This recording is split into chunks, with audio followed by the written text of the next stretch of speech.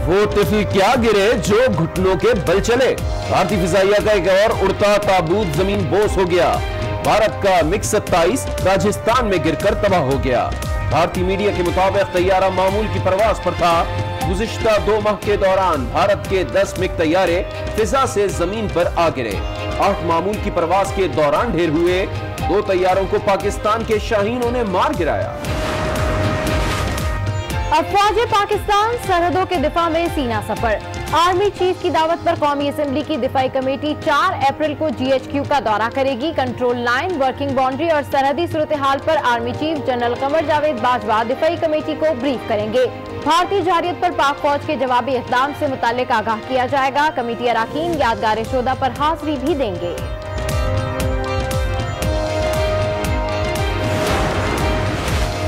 वजीर आजम इमरान खान डील के कायल हैं, ना ही ढील के।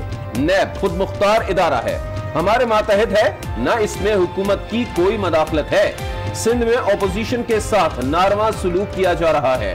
तरक्याती फंड्स नहीं दिए गए। शाह महमूद की बेनजीर इनकम सपोर्ट का नाम तब्दील करने की मुखालफत। कहा नाम पर नहीं काम पर तवज्जो देनी चाहिए।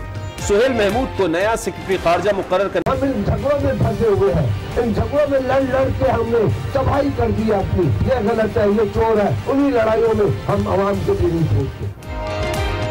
PTI हुकूमत गले पड़ गई है। हम एहतजाज करते हैं तो कहा जाता है कि करप्शन बचाने के लिए निकले हैं। पीपल्स पार्टी रहनुमा खुर्शीद शाह हुकूमत पर बरस पड़े। कहा हम किसी और को नहीं पाकिस्तानी कौम को बचाना चाहते हैं।